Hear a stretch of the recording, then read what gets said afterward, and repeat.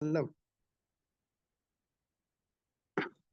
یہ ہمارا آج کا ٹاپک ہوگا، حقوق سے مراد کیا ہے، حق کسے کہتے ہیں۔ ایک چیز دیکھیں، حق اور فرض، ہم عام طور پہ یہ کہتے ہیں جی میرے حق دیا جائے، میرا فرض کیا ہے، میرا حق دیا جائے۔ ہم لوگ حقوق کا مطالبہ کرتے ہیں۔ حق کہتے ہیں وہ چیزیں جن کا ہم دوسروں سے مطالبہ کرتے ہیں، دوسرے لوگ ہمارے لیے کریں، اسے ہم حق کہتے ہیں۔ اور جو ہم نے خود کرنا ہے اسے ہم فرض کہتے ہیں، ڈیوٹیز اینڈ رائٹس، حقوق اور فرائض۔ تو حق مینس جو رائٹ ہے میرا، اور ڈیوٹی مین جو میں نے کرنا ہے، جو میرا فرض ہے۔ تو ہم یہ الفاظ سنتے رہتے ہیں، والدین کے حقوق، اولاد کے حقوق، رشتہ داروں کے حقوق، اساتذہ کے حقوق، مختلف حقوق کے بارے میں ہم سنتے رہتے ہیں۔ تو حق کی یہاں بات ہم سمجھیں، اسلام کے اندر بھی کہا گیا کہ ہر بندہ اپنا فرض ادا کرے، اپنی ڈیوٹی ادا کرے، اپنی ذمہ داری کو پورا کرے۔ کلکم راعٍ وکلکم مسئول عن رعیتہ، تم میں سے ہر ایک نگران ہے، ذمہ دار ہے، اور اس سے اس کی رعایا کے بارے میں سوال کیا جائے گا۔ ہر ایک بندہ جب اپنی ذمہ داری پوری کرے گا تو دوسرے کا حق ادا ہو جائے گا۔ اس کو ہم کچھ مثالوں سے دیکھتے ہیں کہ جیسے کہ والدین کی ذمہ داری ہے اولاد کے لیے مناسب تعلیم کا بندوبست کرنا، اولاد کے لیے خوراک کا بندوبست کرنا، اولاد کے لیے رہائش کا بندوبست کرنا، اپنی استطاعت کے مطابق ان کی رہائش، ان کا لباس، ان کا خوراک، ان کے لیے تعلیم کا بندوبست کرنا اپنی استطاعت کے مطابق، یہ والدین کا فرض ہے۔ تو یہ اولاد کا حق بن جائے گا۔ ایک جنس کا فرض دوسری جنس کا حق بن جائے گا۔ اسی طرح اولاد کی ذمہ داری ہے، اولاد کا فرض ہے اپنے والدین کی خدمت کرے، والدین کا حکم مانے، والدین کے سامنے اف بھی نہ کہیں، ہر جائز کاموں میں والدین کے حکم کے سامنے سر جھکائیں، یہ اولاد کا فرض ہے۔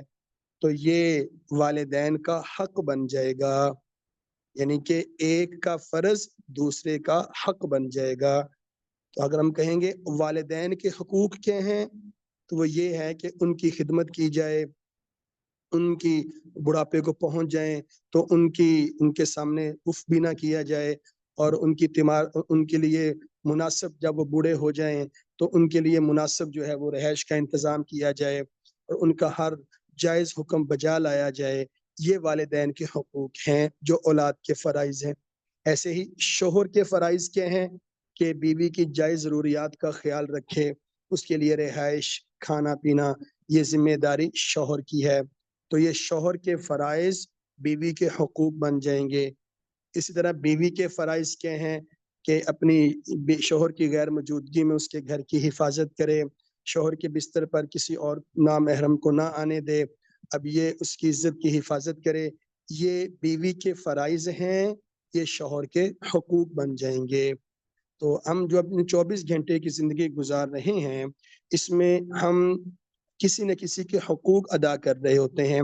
ہم بطور باپ ہیں تو اپنی اولاد کے حقوق ادا کر رہے ہیں، اگر اولاد ہیں اپنے والدین کے حقوق ادا کر رہے ہیں، بیوی کے حقوق ادا کر رہے ہیں، بیوی ہے تو وہ شوہر کے حقوق ادا کر رہی ہے۔ ایسے استاد ہے تو طلباء کے حقوق ادا کر رہا ہے، طالب علم ہے تو اساتذہ کے حقوق ادا کر رہے ہیں، ہمسائے ہیں ایک دوسرے کے حقوق ادا کر رہے ہیں۔ تو ہماری پوری جو زندگی چل رہی ہے یہ کسی کے حقوق ادا کرنے پہ چل رہی ہے۔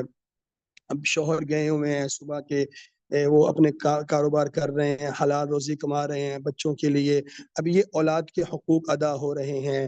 ایسے بیوی کے حقوق ادا ہو رہے ہیں کہ وہ بیوی کے رہائش کے لیے، اپنی اولاد کی رہائش کے لیے، ان کے کھانے پینے کا وہ انتظام کر رہا ہے، یہ ان کے حقوق ادا ہو رہے ہیں۔ تو ہم اور تو سارے حقوق جانتے ہیں، تو کیا ہم رسول اللہ صلی اللہ علیہ وسلم کے حقوق بھی جانتے ہیں۔ اللہ تعالیٰ نے ہم پر بہت زیادہ احسانات کیے ہیں، اتنے زیادہ اللہ تعالیٰ کے احسانات ہیں۔ اللہ نے فرمایا وَإِن تَعُدُّوا نِعْمَةَ اللَّهِ لَا تُحْصُوهَا، کہ اگر تم اللہ کی نعمتوں کو، اللہ کے احسانات کو شمار کرنا چاہو تو کبھی شمار نہیں کر سکو گے۔ اتنے زیادہ اللہ تعالیٰ کے احسانات ہیں، اتنی زیادہ اللہ تعالیٰ کی نعمتیں ہیں کہ ہم ان کو شمار نہیں کر سکتے۔ اب اس میں اللہ تعالیٰ نے کسی بھی نعمت کو جتلایا نہیں ہے۔ ایک نعمت ایسی ہے جس کے بارے میں اللہ تعالیٰ نے جتلایا، احسان جتلایا، وہ کیا فرمایا؟ لَقَدْ مَنَّ اللَّهُ عَلَى الْمُؤْمِنِينَ إِذْ بَعَثَ فِيهِمْ رَسُولًا، کہ اللہ تعالیٰ نے ایمان والوں پر احسان کیا کہ ان کے اندر اپنے رسول کو بھیجا۔ یہ وہ احسان ہے، سب سے بڑا احسان اللہ تعالیٰ کا اس امت پر ہے۔ اس کا ہم جتنا بھی شکر ادا کریں وہ کم ہے، جتنا بھی شکر ادا کریں وہ کم ہے۔ وہ احسان کیا جس کو اللہ نے جتلایا۔ لیکن اور کتنی اللہ تعالیٰ کی نعمتیں ہیں، انسان اپنے اندر دیکھے، دیکھنا، سننا، بولنا، ہاتھ پاؤں کی حرکت، پھر روشنی، پھر کھانا پینا، پھر سورج، پھر چاند، پھر ستارے، پھر آسمان، پھر درخت، پھر رہائش، یہ سب کی سب اللہ تعالیٰ کی نعمتیں ہیں۔ لیکن ان میں کوئی بھی نعمت ایسی نہیں ہے جو اس لیول کی ہو کہ اللہ تعالیٰ اس کو جتلائیں۔ لیکن ایک اللہ تعالیٰ کا احسان، ایک اللہ تعالیٰ کی نعمت ایسی ہے کہ اللہ نے اس کو جتلایا ہے اور فرمایا لَقَدْ مَنَّ اللَّهُ عَلَى الْمُؤْمِنِينَ إِذْ بَعَثَ فِيهِمْ رَسُولًا، کہ اللہ تعالیٰ نے ایمان والوں پر احسان کیا ہے کہ ان میں اپنے رسول کو بھیجا ہے۔ اب کیا ہم والدین کے حقوق جانتے ہیں، اولاد کے حقوق جانتے ہیں، شوہر کے حقوق، بیوی کے حقوق جانتے ہیں؟ کیا ہم رسول اللہ صلی اللہ علیہ وسلم کے حقوق بھی جانتے ہیں؟ کیا ہم اس بات کو دیکھیں؟ وہ نبی، ہمارے وہ نبی جو اس امت کے لیے روتے رہے، وہ ساری ساری رات سجدے میں رہتے تھے، اس امت کے لیے دعا کرتے رہتے تھے، دعائیں کرتے تھے یا اللہ میری امت کو معاف فرما دے، دشمنوں کے لیے دعائیں کرتے رہتے تھے یا اللہ میری امت کو معاف فرما دے۔ اب طائف کے میدان میں گئے، لوگوں نے پورے واقعات سنے ہوئے ہیں علماء سے کہ لوگوں نے پتھر مارے، آپ علیہ السلام جسم مبارک لہو لہان ہو گیا، لیکن آپ نے پھر بھی ان کے لیے دعا کی کہ یا اللہ ان کو معاف فرما دے، یہ مجھے جانتے نہیں ہیں۔ تو ان سارے دیکھیں کتنے زیادہ آپ رسول اللہ صلی اللہ علیہ وسلم کی سنت پر احسانات ہیں۔ تو کیا ہم نے آپ علیہ السلام کے حقوق ادا کیے ہیں؟ یعنی یہاں سے حقوق مصطفیٰ سے مراد رسول اللہ صلی اللہ علیہ وسلم کے حقوق جو ہماری ذمہ داری ہے، جو ہمارا فرض ہے، جو ہم نے کرنا ہے، ہماری ڈیوٹیز ہیں، وہ کون کون سے حقوق ہیں؟ وہ تقریباً 12 حقوق ہیں، یہ آپ کے سامنے آ رہے ہیں۔ وہ تقریباً 12 حقوق ہیں آپ رسول اللہ صلی اللہ علیہ وسلم کے اس امت پر۔ پہلا حق کیا ہے؟ آپ علیہ السلام پر ایمان لانا۔ دوسرا حق آپ علیہ السلام سے محبت کرنا۔ تیسرا حق آپ علیہ السلام کا ادب کرنا۔ چوتھا حق آپ علیہ السلام کی عظمت کا دل کے اندر ہونا۔ ایسے ہی آپ علیہ السلام کی اطاعت اور پیروی کرنا۔ چھٹا حق آپ علیہ السلام کے دین کی نصرت کرنا، مدد کرنا۔ آگے دیکھیں ساتواں حق آپ علیہ السلام کا ذکر مبارک کرنا، آپ علیہ السلام کی ذات پر درود و سلام بھیجنا، آپ علیہ السلام کے دوستوں سے دوستی اور دشمنوں سے دشمنی رکھنا، آپ علیہ السلام کے صحابہ کرام اہل بیت رضی اللہ عنہم اجمعین سے محبت کرنا۔ اور 11واں حق آپ علیہ السلام سے وفا کرنا، اور 12واں حق آپ علیہ السلام کا دفاع کرنا۔ یہ مختصراً 12 حقوق ہیں جن کے بارے میں انشاءاللہ آپ کو ایک کتاب PDF کی شکل میں گروپ میں شیئر کر دی جائے گی، حقوق جمال مصطفیٰ صلی اللہ علیہ وسلم کے نام سے، جو مولانا منیر احمد علوی صاحب دامت برکاتہم العالیہ، جو ہمارے شبان ختم نبوت کے نائب امیر ہیں، ان کی بہترین کتاب لکھی ہوئی ہے، وہ انشاءاللہ آپ کو اس گروپ میں سینڈ کر دی جائے گی، آپ اس میں تفصیل بھی دیکھ سکتے ہیں۔ تو اس میں ہم روزانہ کے ہر سیشن میں ہم 2 حقوق کو پڑھیں گے۔ 12 حقوق ہیں، 6 کلاسز ہوں گی، جیسے مولانا نے پہلے فرمایا تعارف میں 6 کلاسز ہوں گی، ہر کلاس میں 2 حقوق کا تذکرہ کریں گے۔ جی پہلا حق ہے آپ علیہ السلام کی ذات پر ایمان لانا۔ جی ایمان لانا کیا ہے؟ جی آگے دیکھیں، اللہ نے فرمایا فَآمِنُوا بِاللَّهِ وَرَسُولِهِ، بس اللہ پر ایمان لاؤ اور اس کے رسول صلی اللہ علیہ وسلم پر ایمان لاؤ۔ جگہ جگہ اللہ نے یہی ارشاد فرمایا، اللہ پر ایمان لاؤ اور اس کے رسول پر ایمان لاؤ۔ اچھا، ایمان کسے کہتے ہیں؟ یہ دیکھیں ایمان کیا ہے۔ جی نیکسٹ ہے وَالتَّصْدِيقُ بِمَا جَاءَ بِهِ النَّبِيُّ عَلَيْهِ الصَّلَاةُ وَالسَّلَامُ مِنْ عِنْدِ اللَّهِ تَعَالَى وَالْإِقْرَارُ بِهِ، جو شریعت، جو احکامات آپ رسول اکرم صلی اللہ علیہ وسلم اللہ تعالیٰ کی طرف سے لے کر آئے ہیں، ان کا تصدیق بالقلب اور اقرار باللسان دو چیزیں ہیں۔ دل سے تصدیق کرنا، دل سے تصدیق کرنا اور زبان سے اس کا اقرار کرنا، دونوں چیزیں ضروری ہیں۔ ہم پڑھاتے ہیں نا بچوں کو آمنت باللہ و ملائکتہ و کتبہ و رسلہ والیوم الاخر، یہ ایمان ہے۔ پھر ایسے آمنت باللہ کما و باسماء و صفاتہ، کیا کہتے ہیں؟ اقرار باللسان و تصدیق بالقلب، کہ اس کا زبان سے اقرار کرنا اور دل سے تصدیق کرنا، یہ ایمان ہے۔ ایک بندہ زبان سے اقرار تو کرتا ہے لیکن دل سے تصدیق نہیں کرتا تو وہ ایمان والا نہیں ہو سکتا، اسے منافق کہا جاتا ہے۔ جو زبان سے اقرار تو کرتا ہے کلمے کا، اسلام کا، لیکن دل سے نہیں مانتا تو اسے منافق کہا جاتا ہے۔ دل سے تصدیق کرنا ضروری ہے۔ آگے دیکھیں جی، اب آمنو باللہ و رسولہ، اللہ اور اس کے رسول پر ایمان۔ ایمان بالرسالت کیا ہے؟ رسول اللہ صلی اللہ علیہ وسلم کی ذات پر ہمارا ایمان کیا ہونا چاہیے؟ کہ آپ علیہ السلام اللہ کے بندے اور رسول ہیں، عبدہ و رسولہ۔ ایسے ہی آپ علیہ السلام تمام انبیاء کرام کے سردار ہیں۔ آپ علیہ السلام کو تمام جہانوں کے لیے نبی بنا کر بھیجا گیا ہے۔ اللہ نے فرمایا وَمَا أَرْسَلْنَاكَ إِلَّا رَحْمَةً لِلْعَالَمِينَ، تمام جہانوں کے لیے آپ کو رحمت بنا کر بھیجا گیا ہے۔ اور آپ علیہ السلام اللہ تعالیٰ کے آخری نبی اور رسول ہیں۔ اللہ نے فرمایا مَا كَانَ مُحَمَّدٌ أَبَا أَحَدٍ مِّن رِجَالِكُمْ وَلَٰكِنَّ رَسُولَ اللَّهِ وَخَاتَمَ النَّبِيِّينَ، کہ آپ علیہ السلام تمام نبیوں میں سب سے آخری نبی ہیں۔ اب ایمان کیسا ہونا چاہیے؟ ہمارا ایمان کیسا ہونا چاہیے؟ دیکھیں، معیار ہمارے لیے معیار صحابہ کرام کی ذات ہے۔ اللہ نے قرآن میں ارشاد فرمایا فَإِنْ آمَنُوا بِمِثْلِ مَا آمَنْتُمْ بِهِ فَقَدِ اهْتَدَوْا، کہ تم ایسے ایمان لاؤ جیسا کہ صحابہ کا ایمان تھا تو ہدایت پا جاؤ گے۔ تو ایمان کیسا ہونا چاہیے؟ جیسے صحابہ کرام کا ایمان تھا۔ ہمارے لیے معیار صحابہ کرام ہے۔ اگر کوئی شخص، اگر کوئی جماعت صحابہ کرام کو درمیان سے نکال دے تو ہم ایمان والے نہیں رہیں گے، وہ لوگ ایمان والے نہیں رہیں گے۔ اگر صحابہ کی جماعت کو درمیان سے نکال دیا جائے یا صحابہ کی ذات پر عدم اعتماد کر دیا جائے تو پھر ایمان بھی متزلزل ہو جائے گا، پھر وہ ایمان نہیں رہے گا۔ کیوں؟ صحابی کسے کہتے ہیں؟ صحابہ کی جماعت وہ جماعت ہے جنہوں نے رسول اللہ صلی اللہ علیہ وسلم کی صحبت اختیار کی ہو ایمان کی حالت میں۔ یہ شرط ہے، ایمان کی حالت میں رسول اللہ صلی اللہ علیہ وسلم کی صحبت اختیار کی اور ایمان پر ہی ان کا انتقال ہوا ہو، ان کا خاتمہ بھی ایمان پر ہوا ہو، انہیں صحابہ کہا جاتا ہے۔ اب ابو لہب تھا، ابو جہل تھا، اب وہ نبی صلی اللہ علیہ وسلم کی صحبت میں تو تھے، آپ کے پاس آتے تھے، گفتگو کرتے تھے، لیکن ایمان نہیں تھا تو وہ صحابی نہیں ہو سکتے، ایمان ہی نہیں تھا ان کا۔ تو ایمان کے لیے، صحابیت کے لیے ایمان ہونا لازمی ہے، پھر صحبت کا ہونا بھی لازمی ہے۔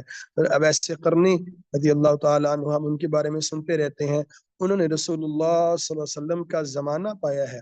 آپ علیہ السلام کے زمانے میں تھے، ایک دو دفعہ آئے بھی ہیں وہ ملاقات کرنے کے لیے، لیکن آپ علیہ السلام کی صحبت نہیں مل سکی۔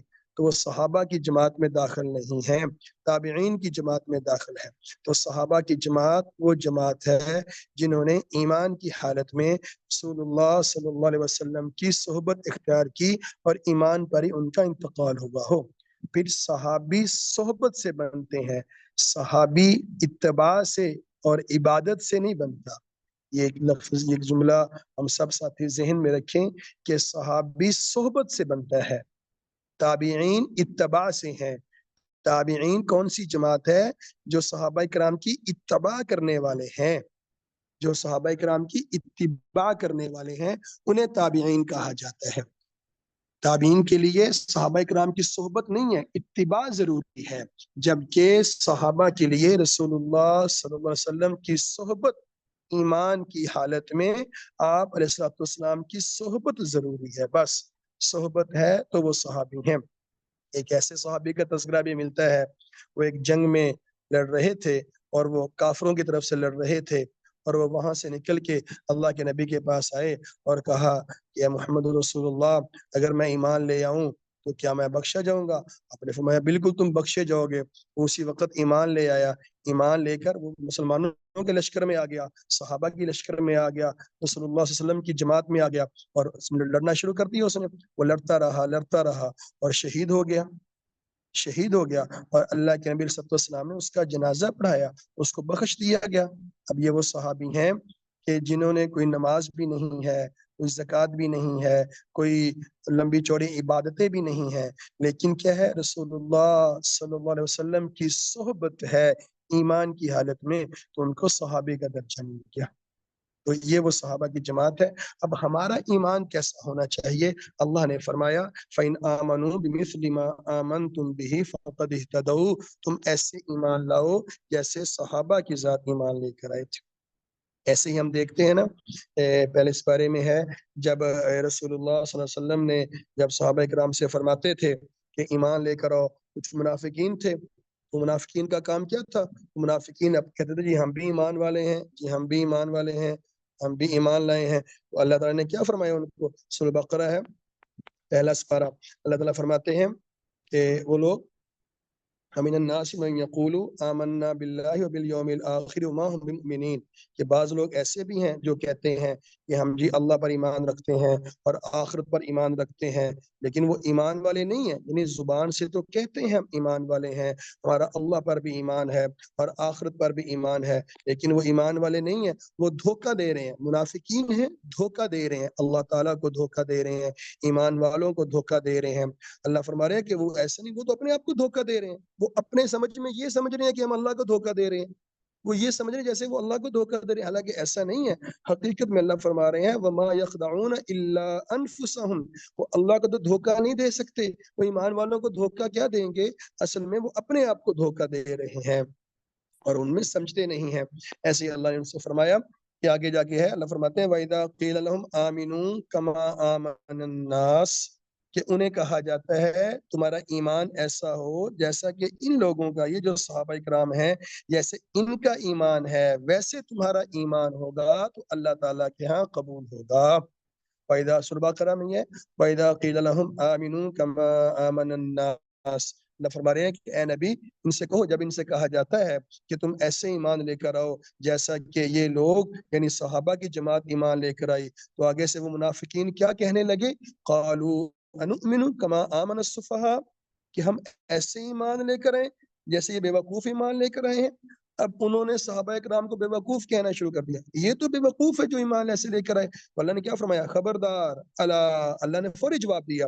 دیکھیں اللہ تعالیٰ کی سنت، جیسے ہی نبی کے صحابہ پر بات آئی، جیسے ان لوگوں نے کہا، منافقین نے کہا انؤمن کما آمن السفہاء، ہم ایسے ایمان لے کر آئے جیسے بے وقوف ایمان لائے، تو اللہ نے فوری کیا ارشاد فرمایا؟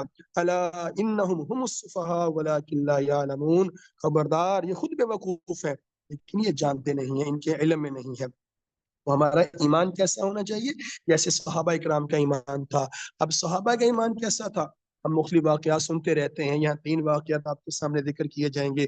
نمبر 1 ابوبکر صدیق رضی اللہ تعالیٰ عنہ کا ایمان، ہم نے واقعہ سنا ہوا ہے جب آپ رسول اللہ صلی اللہ علیہ وسلم معراج پر گئے اور آپ نے اللہ تعالیٰ نے آپ کو معراج کروائی، آپ رسول اللہ صلی اللہ علیہ وسلم کو آپ پہلے بیت المقدس کے وہاں انبیاء کرام کی امامت کروائی، پھر اس کے بعد پہلے ساتواں آسمان، پھر آگے سدرۃ المنتہا، پھر آگے جنت جہنم، پھر اللہ تعالیٰ کا دیدار، اللہ سے ہم کلام ہوئے، پھر آپ واپس تشریف لے آئے، آپ کو تحفہ دیا گیا 50 نمازوں کا اور 6 ماہ کے روزوں کو تو رمضان کے روزے دیے گئے، پھر آپ واپس گئے، پھر نمازیں کم ہوئیں، پھر آئے تو چکر لگاتے رہے، پھر 5 نمازیں اور 30 روزے ان کا تحفہ دیا گیا، آپ واپس تشریف لے آئے۔ تو یہ رات کے چند تھوڑے ہی لمحے میں ہو گیا، تھوڑے بالکل مختصر سے لمحے میں ہو گیا۔ اللہ سبحان الذي اسرا بعبده ليلا من المسجد الحرام الى المسجد الاقصى لیلا، تھوڑے سے رات کے مختصر سے حصے میں یہ سارا سفر ہو گیا۔ اب اس وقت چونکہ گھوڑوں کا زمانہ تھا، لوگ گھوڑوں پہ اور اونٹوں پہ سفر کرتے تھے۔ جب نبی علیہ الصلوۃ والسلام صبح آئے باہر اور آ کر آپ نے لوگوں کو بتایا، صحابہ کرام تھے وہاں، دوسرے لوگ بھی بیٹھے ہوئے تھے، جب انہوں نے سنا آپ کی بات کو، آپ نے فرمایا کہ مجھے اللہ نے معراج کروائی ہے، میں یہاں سے مسجد اقصیٰ تک گیا ہوں، پھر وہاں سے آسمانوں کی سیر کی، پھر اللہ سے ہم کلام ہوئے ہیں۔ تو اب جب یہ کہا تو کچھ ایسے لوگ تھے جو کفار تھے، اب کفار نے مذاق اڑانا شروع کر دیا، لو جی سے کیا ہو گیا، لوگوں کفار نے مذاق اڑانا شروع کر دیا، یہ کیسی بات نہیں، کیوں وہ اس کو سمجھ رہے تھے کہ بھئی یہاں سے تو مسجد اقصیٰ تک کئی دن لگ جاتے ہیں سفر کرنے میں، گھوڑے پہ جائیں تو کئی دن لگ جاتے ہیں، اور یہ محمد کہہ رہے ہیں کہ میں راتوں رات مسجد اقصیٰ تک بھی ہو کر واپس آ گیا، اور پھر وہاں سے میں آسمانوں تک اور اللہ تعالیٰ کا اور زمین آسمانوں کی سیر کی، ساتوں آسمانوں کی، اور اللہ تعالیٰ سے ہم کلام ہوئے، تو یہ کیسی باتیں کر رہے ہیں۔ تو کچھ لوگ ابوبکر صدیق رضی اللہ تعالیٰ عنہ کے پاس آئے۔ ابوبکر صدیق رضی اللہ تعالیٰ عنہ، اب ان کا اصل نام جو تھا وہ عبداللہ تھا، تو ان میں ایک روایت میں آتا ہے ابو جہل آیا، اور ایک روایت میں آتا ہے کچھ لوگ آئے ابوبکر صدیق رضی اللہ تعالیٰ عنہ کے پاس، اور آ کر ان سے کیا کہنے لگے، اب ایک روایت میں ان سے کہا کہ اے عبداللہ، عبداللہ سے مراد ابوبکر صدیق رضی اللہ تعالیٰ عنہ، جن کا اصل نام ابوبکر صدیق تھا، کہا اے عبداللہ، ایک شخص یہ کہتا ہے کہ میں راتوں رات میں نے سیر کی ہے، میں مسجد اقصیٰ تک گیا ہوں، پھر جنت اور جہنم کی سیر کی ہے، تو کیا اس بات ایسا ہو سکتا ہے، ایسا ہو سکتا ہے؟ تو وہ راتوں رات بیت المقدس سے ہو کر آگے ہیں۔ حضرت صدیق رضی اللہ تعالی عنہ نے فرمایا کہ یہ بات کنہوں نے کہی ہے، ٹھیک ہے نا، کیا یہ بات کس نے کہی ہے، پوچھا ان سے، تو انہوں نے کہا جو تمہارے جو دوست ہیں، جو تمہارے دوست پر تمہیں معلوم ہے، وہ یہ دعویٰ کر رہے ہیں کہ وہ راتوں رات بیت المقدس سے ہو کر آئے ہیں، تو وہ تو تمہارے دوست محمد جن پر تم ایمان لائے ہو۔ ابوبکر صدیق رضی اللہ تعالیٰ نے ارشاد فرمایا کہ اگر انہوں نے یہ بات کہی ہے، اگر یہ بات میرے دوست محمد رسول اللہ صلی اللہ علیہ وسلم اگر انہوں نے یہ بات کہی ہے تو وہ بالکل سچ فرما رہے ہیں، اگر انہوں نے کہا ہے تو بالکل سچ کہا ہے، میں ان کی بات کی تصدیق کرتا ہوں۔ اب لوگوں نے حیرانگی کے ساتھ پوچھا کہ ہیں کیا آپ تصدیق کرتے ہیں کہ وہ راتوں رات بیت المقدس گئے اور صبح سے پہلے واپس بھی پہنچ گئے، یہ آپ تصدیق کرتے ہیں اس کی، کہ یہ کیسے آپ کہہ رہے ہیں کہ بیت المقدس کا سفر تو کئی دنوں کا سفر ہے، یہ کیسے ہو گیا؟ ابوبکر صدیق رضی اللہ تعالی عنہ نے بڑا پیارا جملہ ارشاد فرمایا، ہاں کہا تم یہ کہتے ہو، میں اس سے بھی زیادہ ناقابل یقین باتوں کی تصدیق کرتا ہوں، اور وہ کیا کہ آپ علیہ الصلوۃ والسلام تو ہمیں خبر دیتے ہیں کہ وہ صبح اور شام کی ہمیں خبریں دیتے ہیں، اور ہم تو اس بات کی تصدیق کرتے ہیں کہ ان کے پاس روزانہ آسمان سے فرشتے نازل ہوتے، تم صرف یہ کہہ رہے ہو کہ آپ علیہ الصلوۃ والسلام آسمان پر گئے، ہم تو اس سے بڑھ کر آپ علیہ الصلوۃ والسلام کی خبروں کی تصدیق کرتے ہیں۔ اب جب ابوبکر صدیق رضی اللہ تعالیٰ، اب دیکھیں نا، جب لوگ آئے ابوبکر صدیق کے پاس تو ابوبکر صدیق رضی اللہ تعالیٰ نے یہ نہیں کہا کہ اچھا ٹھیک ہے میں پوچھ کے آتا ہوں، یہ نہیں کہا کہ ٹھیک ہے میں جاتا ہوں اور اپنے دوست محمد علیہ الصلوۃ والسلام سے پوچھ کر آتا ہوں کہ یہ ایسا ہوا ہے، بلکہ وہیں پہ کھڑے کھڑے ان کفار کو جواب دے دیا کہ اگر یہ بات، اگر یہ واقعہ، اگر یہ الفاظ جو تم بیان کر رہے ہو یہ واقعہ میرے دوست محمد رسول اللہ کا ہے تو پھر میں ان کی بات کی تصدیق کرتا ہوں۔ اب یہ ایمان تھا یہ ایمان تھا کہ ابھی گئے بھی نہیں ہیں کہ پوچھنے کے لیے کہ یا رسول اللہ آپ یہ ارشاد فرما رہے ہیں کہ آپ بیت المقدس گئے ہیں اور معراج آپ کو ہوئی ہے، کہ یہ بات سچ ہے، بلکہ وہیں پہ کھڑے کھڑے کفار کے سامنے ہی تصدیق کر دی۔ اب جب یہ تصدیق کر دی تو اس وقت آپ کو کہا گیا انت صدیق، اللہ کے نبی نے فرمایا کہ آپ صدیق ہیں، یعنی آپ سچے ہیں۔ اس وقت آپ کو صدیق کا لقب عطا کیا گیا۔ اب یہ تھا ایمان ابوبکر صدیق رضی اللہ تعالیٰ عنہ کا ایمان۔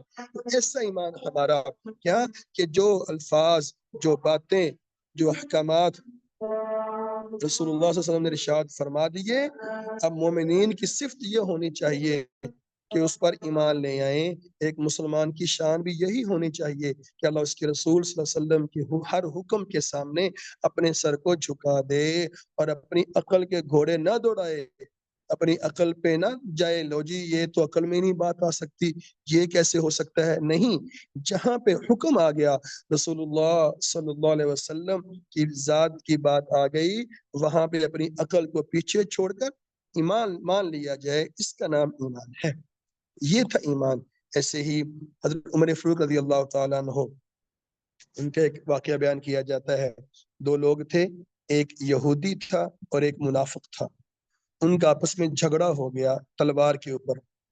اب وہ تلوار تھی یہودی کی، لیکن منافق نے دعویٰ کر دیا یہ تلوار میری ہے۔ اب منافق، میں نے پہلے عرض کیا، منافق جو اوپر سے مسلمان ہے، زبان سے مسلمان ہے، لیکن دل سے کافر ہے، زبان سے کلمہ پڑھتا ہے، زبان سے کہتا ہے کہ میں اللہ اس کے رسول پر ایمان رکھتا ہوں، لیکن تصدیق بالقلب اس کے اندر نہیں ہے، زبان سے دل سے تصدیق نہیں کرتا، انہیں منافقین کہا جاتا ہے۔ تو ایک منافق تھا اور ایک یہودی تھا۔ اب تلوار وہ یہودی کی تھی، منافق نے دعویٰ کر دیا کہ تلوار میری ہے، جھگڑا ہو گیا۔ اب دونوں رسول اللہ صلی اللہ علیہ وسلم کے پاس گئے، تو آپ نے دونوں کی باتوں کو سنا، ان کے دلائل کو سنا، تو آپ نے یہودی کے حق میں فیصلہ کر دیا کہ یہ تلوار اس کی ہے، اور منافق کے خلاف فیصلہ کر دیا۔ اب جو وہاں سے باہر نکلے تو جانے لگے تو منافق نے کہا جی نہیں، میرا نا اس فیصلے کو میرا دل نہیں مانتا، یہ فیصلہ ٹھیک نہیں ہوگا، ہم ابوبکر کے پاس چلتے ہیں، ابوبکر کے پاس چلتے ہیں، وہ صحیح فیصلہ کریں گے۔ اب اس یہودی کو پتا تھا کہ جب ان کے نبی محمد نے فیصلہ کر دیا ہے، اب ان کے فیصلے کو کوئی ٹال نہیں سکتا، کوئی بدل نہیں سکتا۔ تو وہ منافق نے کہا نہیں جی میں نہیں یہ فیصلے کو مانتا، میرا دل نہیں مانتا اس فیصلے کو، ہم ابوبکر کے پاس چلتے ہیں۔ تو وہ دونوں ابوبکر رضی اللہ تعالیٰ کے پاس گئے۔ ابوبکر صدیق رضی اللہ تعالیٰ جب سنا ان کی بات کو، تو یہودی نے کہا جی آپ فیصلہ کر دیں، ویسے آپ کے نبی محمد نے فیصلہ کر دیا ہے۔ ابوبکر نے پوچھا کیا فیصلہ ہو گیا؟ میں کہا جی ہاں جی فیصلہ کر دیا ہے۔ تو پھر منافق نے کہا جی وہ نا میرا دل نہیں مانتا اس فیصلے کو، آپ صحیح فیصلہ کرتے ہیں۔ حضرت ابوبکر صدیق رضی اللہ تعالیٰ نے ارشاد فرمایا جب نبی محمد صلی اللہ علیہ وسلم نے فیصلہ کر دیا ہے، اب ان کے فیصلے پر میں کوئی فیصلہ نہیں کر سکتا، انکار کر دیا۔ اب پھر جی اب کیا؟ اب وہ منافق نے کہا جی ہم نا عمر کے پاس چلتے ہیں، عمر صحیح فیصلہ کریں گے، ہم عمر کے پاس چلتے ہیں۔ اب یہودی کو پتا تھا کہ ٹھیک ہے بھی اس کی مرضی ہے، تو چلو، یہودی سچا تھا۔ حضرت عمر فاروق رضی اللہ تعالیٰ عنہ کے پاس گئے اور جا کر کہا جی آپ یہ فیصلہ کر دیں، یہ تلوار کا۔ کہا ٹھیک ہے۔ یہودی نے کہا جی آپ فیصلہ کر دیں، ویسے آپ کے نبی محمد نے فیصلہ کر دیا ہے۔ حضرت عمر فاروق رضی اللہ تعالیٰ عنہ ایک دم چونکے، ہاں فیصلہ ہو گیا ہے؟ یہودی نے کہا ہاں جی آپ کے نبی محمد نے فیصلہ کر دیا ہے۔ تو پھر اب منافق کہنے لگا جی میرا دل نہیں مانتا اس فیصلے کو، وہ فیصلہ ٹھیک نہیں ہے، آپ صحیح فیصلہ کریں گے۔ حضرت عمر نے کہا اچھا میرے پاس آئے ہو فیصلہ کروانے کے لیے؟ جی آپ فیصلہ کر دیں۔ کہا ٹھیک ہے ٹھہرو ابھی فیصلہ کرتا ہوں۔ حضرت عمر فاروق رضی اللہ تعالیٰ عنہ اندر گئے، اندر سے تلوار لے کر آئے اور آ کر تلوار ماری اور اس منافق کی گردن کاٹ دی، منافق کا سر اتار دیا اور کہا کہ جو میرے نبی محمد کا فیصلہ نہیں مانتا، میرے پاس اس کے لیے یہ فیصلہ ہے۔ یہ تھا ایمان عمر فاروق رضی اللہ تعالیٰ عنہ کا۔ جب ہمارے نبی نے فیصلہ کر دیا ہے تو بس بات ختم، اب اس پہ کوئی فیصلے کو بدل نہیں سکتا۔ اس منافق کی گردن اتار دی۔ اب پھر کیا ہوا؟ اب جو بعد میں جناب وہ جو منافقوں کا سردار تھا عبداللہ بن ابی، اس نے جناب جھگڑا کھڑا کر دیا، فساد مچانا شروع کر دیا، بولو جی کلمہ گو کو مار دیا، مسلمان کو مار دیا، ہم تمہارا ساتھ دیتے ہیں، ہم مدینے میں رہ کے تمہارا ساتھ دے رہے ہیں، ہمارے بندے کو ماری جا رہا ہے۔ تو اب اللہ کے نبی کے پاس یہ فیصلہ گیا تو آپ نے پوچھا ہاں بھی عمر کیا ہوا؟ یا رسول اللہ اس نے آپ کے فیصلے کو نہیں مانا تھا، میں نے اسے قتل کر دیا۔ جی گواہ لاؤ۔ اب گواہ تو وہاں پہ ہے ہی کوئی نہیں، یہودی ہے ایک گواہ، ویسے بھی نان مسلم ہے۔ اب رسول السلام خاموش ہو گئے۔ ظاہر ہے جج کا کام تو، منصف کا کام تو گواہوں کی بنیاد پہ فیصلہ کرنا ہوتا ہے۔ تو اسی دوران حضرت جبرائیل علیہ السلام تشریف لائے اور آ کر انہوں نے یہ قرآن کی آیت لے کر آئے، اور آیت کیا نازل ہوئی کہ فلا وربک لا یؤمنون حتی یحکموک فیما شجر بینہم ثم لا یجدوا فی انفسہم حرجا مما قضیت ویسلموا تسلیما۔ اللہ نے فرمایا اے نبی آپ کے رب کی قسم یہ لوگ مومن نہیں ہوں گے جب تک اپنے اختلافات میں آپ کو منصف نہ مان لیں۔ اگر یہ آپ کا فیصلہ نہیں مانتے یہ ایمان والے نہیں ہو سکتے۔ اب جب دعویٰ دائر کیا تو ان کا دعویٰ ختم ہو گیا کہ نہیں جی ان کو بالکل صحیح مارا ہے، وہ تو منافق تھا، وہ مومن نہیں ہے۔ تو یہ تھا ایمان عمر فاروق رضی اللہ تعالیٰ عنہ کا، ایسا ایمان ہمارا ہونا چاہیے۔ ایسے حضرت خزیمہ رضی اللہ تعالیٰ عنہ ایک صحابی ہیں، تو ان سے روایت ہے کہ رسول اللہ صلی اللہ علیہ وسلم نے سوا بن حارث، ایک آدمی تھا سوا بن حارث، اس کے ساتھ اللہ کے نبی نے ایک معاملہ کیا تھا، لین دین کا معاملہ، ایک گھوڑے کا معاملہ تھا، سوا بن حارث کے ساتھ کیا تھا۔ جب بعد میں باری آئی معاملے کے فائنل کرنے کی تو سوا بن حارث نے خریداری سے انکار کر دیا، جی میں تو یہ تو ہمارا معاملہ ہی نہیں ہوا۔ تو اللہ کے نبی نے فرمایا بھئی ہمارا یہ معاملہ ہوا تھا، میرا تمہارا یہ معاہدہ ہوا تھا، اب اس کو پورا کرو۔ اب سوا بن حارث کہہ رہا ہے کہ ہمارا تو کوئی معاہدہ نہیں ہوا، کافر تھا وہ، اس نے انکار کر دیا۔ کہا جی ابھی بس گواہ ہے تو لے کر آئیں، وہ گواہ ہے تو لیں، کہاں ہمارا معاملہ ہوا؟ جب معاملہ ہوا تھا تو اللہ کے رسول اور سوا بن حارث دونوں موجود تھے، لے کر آئیں کو گواہ۔ تو وہی پہ حضرت خزیمہ رضی اللہ تعالیٰ عنہ تشریف فرما تھے، تو انہوں نے کہا جی میں گواہی دیتا ہوں آپ نے معاملہ کیا ہے، میں گواہی دیتا ہوں کہ محمد رسول اللہ ان کا معاملہ تمہارے ساتھ ہوا تھا، معاہدہ ہوا تھا۔ جو اللہ کے نبی نے کہا دیکھو بھی گواہی آ گئی، اب وہ سوا بن حارث خاموش ہو گیا، گواہی آ گئی، چپ کر گیا، وہ جھوٹا تھا۔ جب وہ وہاں سے چلا گیا تو اللہ کے نبی نے حضرت خزیمہ سے کہا اے خزیمہ تم تو وہاں موجود ہی نہیں تھے، پھر تم نے گواہی کیوں دی؟ تم تو وہاں موجود نہیں تھے۔ تو اب یہ دیکھیں کیسے آگے الفاظ ہیں۔ حضرت خزیمہ نے کہا کہ یا رسول اللہ ہم آپ جو تعلیمات لے کر آئے ہیں ہم ان کی تصدیق کرتے ہیں۔ آپ فرماتے ہیں جبرائیل یہ پیغام لے کر آئے، ہم اس کو مانتے ہیں، فرماتے ہیں اللہ کا یہ حکم ہے، ہم اس کو مان لیتے ہیں۔ تو آپ کی ہم ہر بات کو سچ مانتے ہیں۔ جب آپ نے فرمایا تھا کہ آپ نے معاہدہ کیا ہے، مجھے اسی وقت یقین ہو گیا تھا کہ آپ نے واقعی معاہدہ کیا ہے۔ یہ تھا ایمان صحابہ کا۔ تو میں نے اسی وقت گواہی دے دی کہ آپ نے واقعی یہ معاہدہ کیا ہے۔ تو پھر اللہ کے نبی نے فرمایا اب یہ حضرت خزیمہ کی یہ ایک خاص صفت ہے، یہ ان کی خاص ان کے لیے یہ ہے۔ اللہ کے نبی نے فرمایا کہ اب کسی بھی گواہی میں، کسی بھی معاملے میں ان کی گواہی کافی ہوگی۔ تو حضرت خزیمہ رضی اللہ تعالی عنہ کی گواہی ان اکیلے کی گواہی 2 لوگوں کی گواہی کے برابر شمار کی جاتی تھی۔ یہ تھا ایمان صحابہ اکرام کا، ایسا ایمان ہمارا ہونا چاہیے۔ تو سب سے پہلا حق ایمان والوں کا کیا ہے کہ آپ رسول اللہ صلی اللہ علیہ وسلم کی، مسلمانوں کیا کہ آپ صلی اللہ علیہ وسلم کی ذات پر ایمان لائیں۔ آگے دیکھیں دوسرا حق کیا ہے کہ آپ رسول اللہ صلی اللہ علیہ وسلم کی ذات سے محبت کرنا۔ نبی کریم صلی اللہ علیہ وسلم کا ہم پر دوسرا حق یہ ہے کہ آپ صلی اللہ علیہ وسلم کی ذات سے محبت کیجیے۔ انسان جس سے سچی اور کامل محبت کرتا ہے نا، اس پر اپنا سب کچھ لوٹا دینے کے لیے تیار رہتا ہے۔ انسان اپنی جان بھی قربان کر دیتا ہے۔ جیسے والدین کو اپنی اولاد سے سچی محبت ہوتی ہے تو والدین اپنی اولاد کی ہر چھوٹی بڑی خواہش کو پورا کرتے ہیں، ان کی ضرورت کو پورا کرتے ہیں، ان کی پسند ناپسند کا خیال رکھتے ہیں۔ تو مومنوں کے لیے وہ سب سے بڑی نعمت ہے، وہ کیا ہے؟ وہ رسول اللہ صلی اللہ علیہ وسلم کی ذات مبارکہ ہے۔ اللہ نے ارشاد فرمایا النبی اولی بالمؤمنین من انفسہم۔ آگے دیکھیں اللہ فرما رہے ہیں کہ نبی مومنوں پر ان کی جانوں سے بھی زیادہ حق رکھتے ہیں۔ ایمان والوں کو اگر اپنی جان بھی قربان کرنی پڑے، رسول اللہ صلی اللہ علیہ وسلم کی ذات اقدس کے لیے اپنی جان بھی قربان کرنی پڑے تو اس کو بھی قربان کر دینا چاہیے۔ تو ہر چیز سے بڑھ کر محبت کس سے ہونی چاہیے؟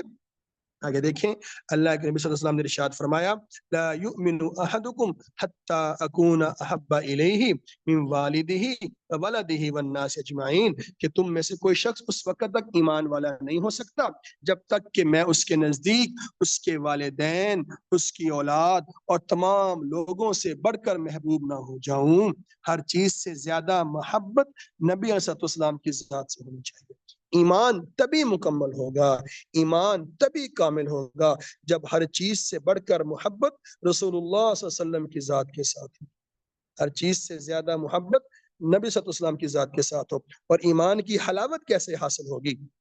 انس رضی اللہ تعالی عنہ ارشاد فرماتے ہیں کہ نبی صلی اللہ علیہ وسلم نے ارشاد فرمایا کہ 3 باتیں جس کے اندر آ جائیں وہ ایمان کا مٹھاس، ایمان کی حلاوت پالے گا۔ جس کے اندر 3 باتیں ہوں گی، ثلاث ما کن فیہ وجد حلاوت الایمان، اس نے ایمان کی مٹھاس پالی، ایمان کا ذائقہ چکھ لیا، اس کے اندر ایمان کا مزہ آ گیا اس کو۔ وہ 3 چیزیں کیا ہیں؟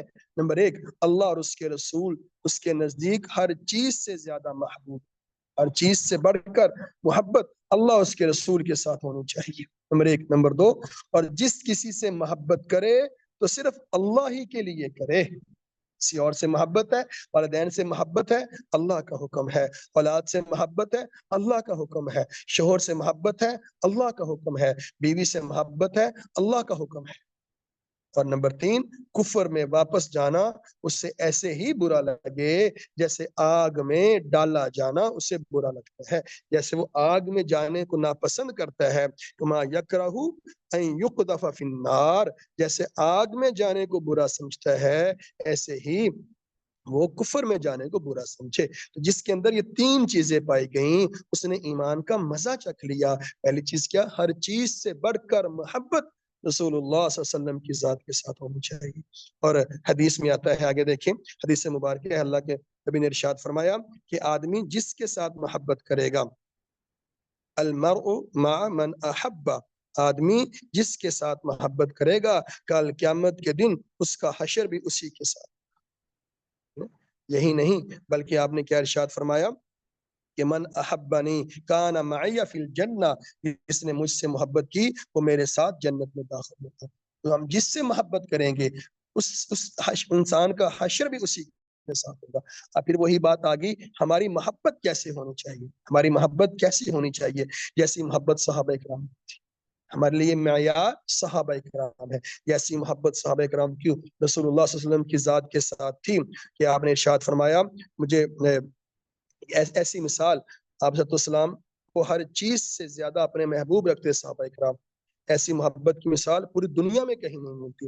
حضرت علی رضی اللہ تعالیٰ عنہ کا واقعہ ہے کہ آپ نے فرمایا، لوگوں سے فرمایا کہ اے لوگوں، کسی ان سے پوچھا گیا کہ آپ کو نبی کریم سے کیسی محبت تھی؟ حضرت علی رضی اللہ تعالیٰ عنہ ارشاد فرماتے ہیں کہ مجھے اپنی جان، اپنے مال، اپنے ماں باپ، فال اولاد، سب چیز سے زیادہ محبوب رسول اللہ صلی اللہ علیہ وسلم کی ذات ہے۔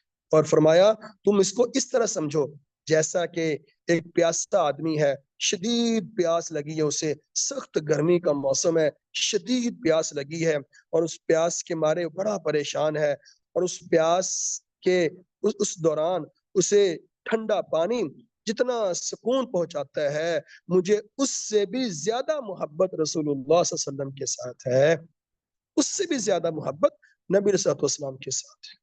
ایسی محبت ہماری ہونی چاہیے۔ حضرت ام عامر رضی اللہ تعالیٰ عنہ ایک صحابیہ ہیں، حضرت ام عامر رضی اللہ تعالیٰ عنہ، ان کا ایک واقعہ آتا ہے غزوہ احد میں، احد کے میدان میں جب سنا کہ بہت سے صحابہ کرام شہید ہو گئے ہیں اور یہ افواہ اڑ گئی کہ رسول اللہ صلی اللہ علیہ وسلم شہید ہو گئے ہیں، ان لوگوں نے افواہ اڑا دی، تو وہ صحابیہ ام عامر رضی اللہ تعالیٰ عنہ بھاگی بھاگی جا رہی ہیں، کسی نے رستے میں کہا یہ تمہارا والد شہید ہو گیا، کہنے لگیں انا للہ و انا الیہ راجعون، مجھے بتائیں ہمارے نبی کا کیا حال ہے؟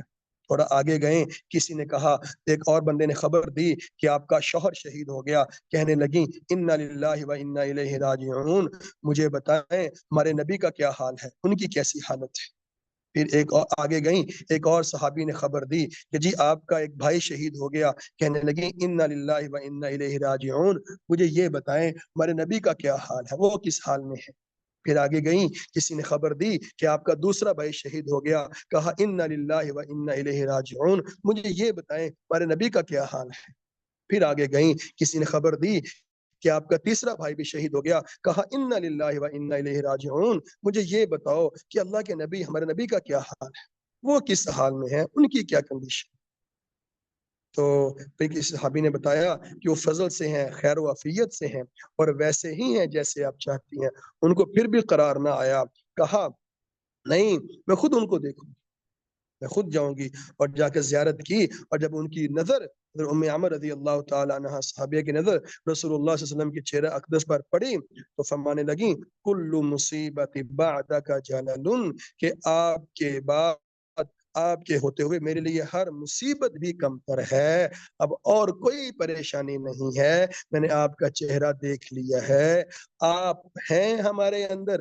بھائی شہید ہو گئے، 3 بھائی شہید ہو گئے، شوہر شہید ہو گیا، باپ شہید ہو گیا، پھر بھی محبت کیا ہے؟ محبت کا یہ عالم ہے کہ رسول اللہ صلی اللہ علیہ وسلم کا پوچھ رہے ہیں ان کی کیا حالت ہے، وہ کیسے ہیں، ان کا کیا حال ہے، پھر بھی بار بار ان کا پوچھ رہی ہیں۔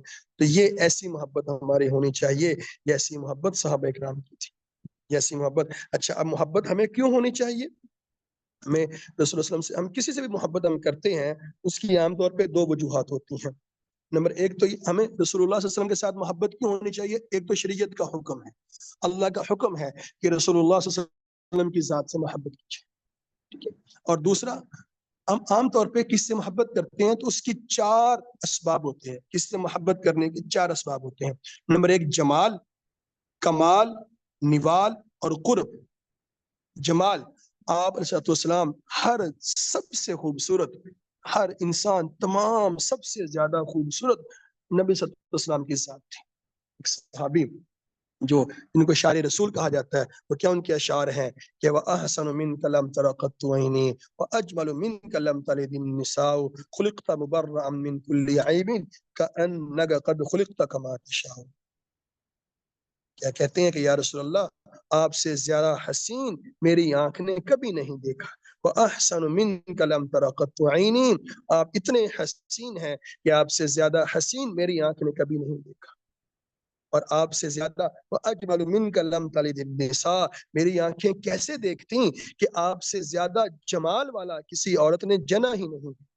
خلقت مبرأ من کل عیب، اللہ تعالیٰ نے آپ کو ہر عیب سے پاک پیدا کیا، کأنک قد خلقت کما تشاء، گویا کہ جیسا آپ نے چاہا اللہ نے آپ کو ویسا بنا۔ تو ہم کسی سے محبت کرتے ہیں اس کی خوبصورتی کو دیکھ کر، ہم دیکھیں کہ رسول اللہ صلی اللہ علیہ وسلم سب سے زیادہ خوبصورت، سب سے زیادہ خوبصورت تھے، اس لیے آپ اگر خوبصورتی کی بنیاد پر محبت کی جائے تو ہماری سب سے زیادہ محبت نبی صلی اللہ علیہ وسلم کی ذات کے ساتھ ہونی چاہیے۔ ایسے ہی ہم کس سے محبت کرتے ہیں تو اس کے کمالات کی وجہ سے، اور سب سے زیادہ کمالات رسول اللہ صلی اللہ علیہ وسلم کے ہیں، آپ سے زیادہ کمال اور کسی کے نہیں ہے، آپ اکمل ہیں، اجمل ہیں، احسن ہیں، آپ سے زیادہ کمال والا اور کوئی دنیا میں نہیں ہے کہ وہ سیرت، جن کی سیرت کو خود قرآن نے بیان کیا ہے، جن کے اخلاق کو خود قرآن فرماتا ہے وَإِنَّكَ لَعَلَىٰ خُلُقٍ عَظِيمٍ، اللہ نے فرمایا اے نبی آپ سب سے اچھے اخلاق والے ہیں۔ اللہ نے فرمایا لَقَدْ كَانَ لَكُمْ فِي رَسُولِ اللَّهِ أُسْوَةٌ حَسَنَةٌ، کہ اے تمہارے لیے اللہ کے رسول صلی اللہ علیہ وسلم کی زندگی بہترین نمونہ ہے، آپ بڑے اچھے کمال والے۔ تو اگر کمال کو دیکھ کر محبت کی جائے تو ہماری سب سے زیادہ محبت رسول اللہ صلی اللہ علیہ وسلم کے ساتھ ہونی چاہیے۔ ایسے ہی نوال، اگر کسی کو ہم کس سے محبت کرتے ہیں، یار یہ بہت مہربان ہے، یہ ہمیں بہت سخی ہے، یہ ہمیں بہت عطا کرتا ہے، بہت بخشش کرتا ہے، بہت سخاوت کرتا ہے، بہت مہربانی کرتا ہے، اگر اس بنیاد پر کس سے محبت کی جائے تو رسول اللہ صلی اللہ علیہ وسلم سے زیادہ سخی کوئی نہیں تھا، آپ صلی اللہ علیہ وسلم سے زیادہ محبت کرنے والا کوئی نہیں تھا۔ ساری رات اللہ سے دعا کرتے رہے کہ یا اللہ یا اللہ اگر تو ان کو عذاب دے تو یہ تیرے بندے ہیں، یا اللہ اگر تو ان کو معاف کر دے تو یہ تیرے بندے ہیں، یا اللہ تو ان کو معاف کر دے۔ ساری رات یہی اللہ سے ساری رات اللہ سے دعائیں کرتے تھے اور اتنے مہربان تھے، کبھی کوئی فقیر، کوئی بھیکاری آپ اسلام کے گھر سے، آپ کی بارگاہ سے خالی ہاتھ واپس نہیں گیا، کبھی کوئی خالی ہاتھ واپس نہیں گیا۔ آپ سب کے ساتھ مہربانی والا معاملہ، سب کے ساتھ مہربانی والا معاملہ کرتے تھے۔ سب کو جو بھی آپ کے پاس آیا، اس نے کچھ بھی تقاضا کیا، آپ علیہ السلام اگر کسی سے قرض لے کر بھی ہوتا، آپ کے پاس کچھ نہ ہوتا، آپ صحابہ سے قرض لے کر اس کو ادا کیا کرتے تھے، لیکن کبھی کسی کو خالی ہاتھ گھر واپس نہیں بھیجا۔